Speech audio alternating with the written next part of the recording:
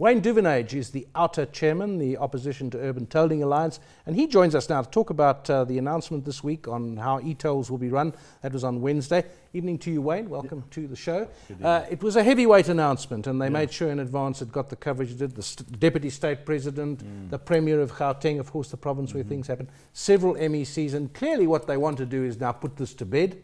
They've reduced the fees in some cases, reduced the back pay, which irritates me because I happen to be paying, so now why should those guys get off? But what's your reaction as the lobby group that did a lot of work and got a lot of publicity opposing the way e-tolls have been run? Well, we've equated this just to trying to put lipstick on a pig. The whole thing is really the same. It's the same beast there. There have been heavyweights behind this all along, from Praveen Gordhan, from Deputy President Kgalema Motlanthe through the IMC process in 2012. So it's a never-ending battle, and all they've done is shown up on the system that has collapsed, literally collapsed, when you've got 20% of users paying for a user pay system which requires 90% of users or all the users to pay. It has failed completely. At best, this time last year in June, they had 45% compliance. So that's a fail. So just to be clear, you're not against the principle in itself of the user paying for highways, but you're opposed to the way they've done it and the level of the fees. Exactly. We know that infrastructure doesn't fall out of the sky. We know that we have to pay for them. We need the roads. We need the economy to grow. It's exactly that. It's around the mechanism they've chosen. It's very cumbersome, very expensive, very inefficient, extremely costly. And but it looks pretty good. I mean, those big gantries, it pings when you go past it. Expensive to start with, but it works, doesn't it? No, it doesn't. It doesn't. It works in societies. It works in London, works in Stockholm, works in Singapore, with a number of conditions in place. The first one is that you have a willing, compliant citizenry behind you. In other words, they come to the party because there's a lot of good public consultation and engagement to find the solution. That never happened here. The second element is that there's excellent public transport alternatives. Nothing like that here. And so with those two components falling away, society then says, well, what about the more efficient mechanisms that are in place? Why haven't you chosen those? Clive, do you pay your e-toll? You know what? I'm a very big fan of bacon, and as you can see, and I'm very worried when you talk about the lipstick on the pig. on the pig. But here's my story. I have been keeping the tag. I started very well. I must tell you, it went pear-shaped straight afterwards. Really? It became very difficult to sustain. And there's emails that are really irritating, I must tell you. But we did it with my wife because we believe that, you'll give in to it, but then you start seeing the bills. Can I just give you a scenario? I drive from Meyersdale to Bryanston every morning and every afternoon back. That's where I work. I go past eight countries a day. And they said there was a cap initially, and we went over the cap and started paying in excess of 1,200, 1,300. Really? That's what started happening. And then all of a sudden you start realizing, wait a minute, I can't sustain this. I said, and then you start listening to those irritating beeps as you go over the countries. I would love to get back into it, and I think it's a great initiative. The question is, what is it going to take for me to actually go back and say, I really wanted it? Is it the price? Was it the price that was wrong? Was it the consultation? Was it because it was just there? And that's what I find it, that's what I struggle with, to say, how do you convince me as somebody who initially was keen, but now initially, because of the fact that I had expectations, those expectations were not met, and therefore I've just given up. So how do you get me back in there? Well, exactly. I think you're a classic case of why the system is just so cumbersome, so inefficient. I mean, even with all this great technology, the people that were paying, the people that did subscribe to the system had problems with it, and you shouldn't have those problems. Everything should have worked and be streamlined and very efficient. So, no, we've seen lots of people just throw in the towel and say, I've had enough, It's so cumbersome, and now they're taking the tags away, so now it's even more cumbersome. So if you want to subscribe to the system, you have to go and register, and then you have to check your bill every month and say, Did I go on that road at that time? Let me check my diary, because if you don't, people clone your number plate. You pick up those bills and you have to dispute them. Okay, so these are the things you've raised before in your Yes. objections.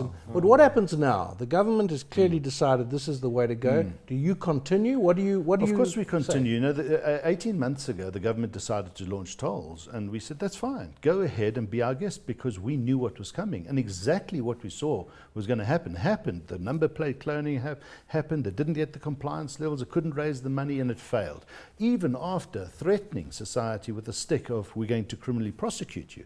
And the people didn't buy that. 45%, down to 20% now. So now we just continue to do what we've done. We empower society with the knowledge they need to remain civilly courageous and say we're not falling for this nonsense. What's going to happen when they don't renew the license, which is now the threat? Well, that's if the you don't latest pay? threat. So it's another stick, a few carrots, and they haven't really lowered the tariffs. I'll tell you about that. So now they've got another stick. Okay, now we're going to withhold your license. Well, you're just going to find massive unintended consequences from that. More people not paying their license fees, and they need that revenue. But you're going to get into a situation where you're not driving a licensed car. Yes. That's a criminal offence. Well, it isn't. Can It I tell you isn't. something? A comment that I picked up on one of the radio stations just last night. The guy said, listen. Yeah, we- that's the point on the screen we've got at the moment, the tweet in there, Yeah. predicting a lot of unlicensed vehicles. But the guys will drive because the guys are saying, look, the system is corrupt. Yeah. We're going to go past the cops, and if they stop us, we'll give Well, them... here's the scenario. And that's what the problem is. Here's the scenario. An old lady goes to the counter. She's been paying her e-toll bill. She's got a dispute on a couple of the bills because people have been cloning her plate. She gets, the post office says, I need to renew my license. Well, sorry, you've got outstanding bills. But I haven't. I've got stuff in dispute. Well, we can't give you a license till you pay them. Now she's going to walk around and drive down the road in an unlicensed car. She's got to go to church, pick up her grandchildren. Okay, Is so- she guilty? No, she's not guilty. Not at all. No court's going to find her guilty. Yeah, but it's like the city council that I'm fighting with at the moment. They say I owe them 46,000 rand Yeah. electricity, which I couldn't have spent that much electricity. But meanwhile, they switch you off if you're not careful while you're in dispute. Well, that's what they're What do you saying. do when you're sitting in the dock? You know, So- you're in the right, but you're in the dock. So now I say I'm not paying because the system is unjust.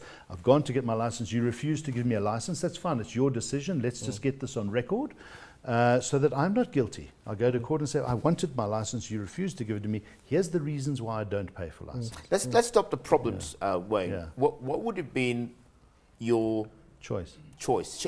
Had that announcement come out, what would be your expectation? What were you hoping to hear from the Deputy President? Well, we're hoping to hear that they finally came to their senses, sanity prevailed, and that they scrapped the e-toll system because it's never going Scrap to work. the whole thing.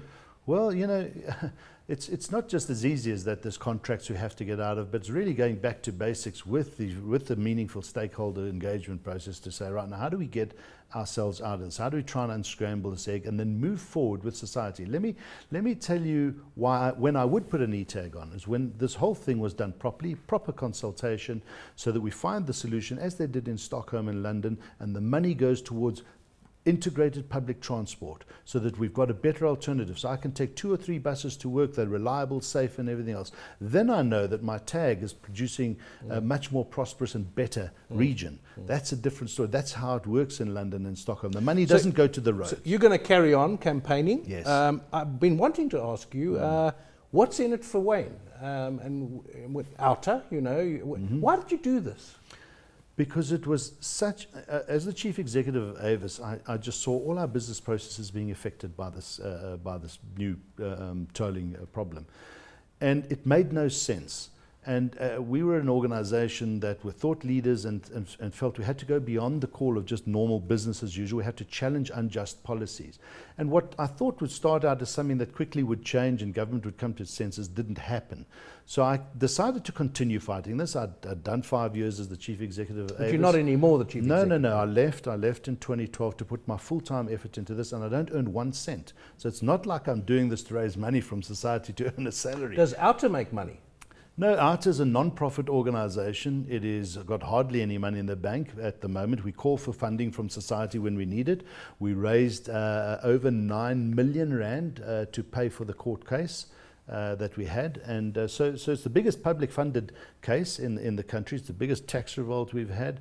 So it's been an incredible journey. Now we're about to embark upon a new journey there, possibly taking this matter into unjust taxation alliance, because there's a lot of other taxation issues that need to be challenged. We've uncovered so much wrongdoing in the way that this government is running the taxes and fleecing the society and not being held accountable. So we're working with other institutions, and we're going to really become something that is far bigger than what it is right now. Isn't there a danger you get to the point where the decision is made and you're actually inciting people to break the law, and however right it may be, maybe there comes a point where you say, well, that's the system, we've got to work with it. So how far do you push this? Do you get to the Constitutional Court? Yeah, I mean, we might have to go back to Constitutional Court, but there's one thing that says, you know, the government says, well, that's our policy and that's what we're going to do. It's another thing to say, well, society, come on board. If society says that might be your policy, but we're not playing your game, and 80% as it is now say up yours to government, we are not coming down this road with you, well, then it's no longer the government's policy or decision. It's society's decision. And but that's isn't what's there a lot happened. of this about? There's the boycott as well, whether it's for economic or political or just, I don't feel like paying. But this is not even I don't feel like paying. This is a real stance. The people are fed up because it's not as if they don't want to pay. There are far more efficient and easier mechanisms. And I just want to highlight that. The fuel levy in 2007 was bringing in about 24 billion rand into government's coffers. Today, this tax year, it's going to bring 55 billion. It's gone up by 31 billion rand. That's 2 GFIPs paid cash every year. It's not as if the money's not there. The fuel levy is a current existing mechanism. It's in place right now as government policy, and it is a user pay system. Every time you or I fill our tanks up, we're putting money towards the road. And it costs nothing in administration costs, and it's got 100% compliance. So why would government want to go down this cumbersome fight with its citizens route when it's got an existing policy that's so easy? Well, we'll have to end it there. It's a discussion that we can continue with. We couldn't get Sanral in tonight, but we'll bring them in next time, I think, to hear their side of it. Although, in a sense, it's Sanral, but it's also a much broader political statement, an economic statement that has to be made and has been made by the government. Thanks to Wayne Duvenage, the OUTA Chairman, for coming in for this discussion.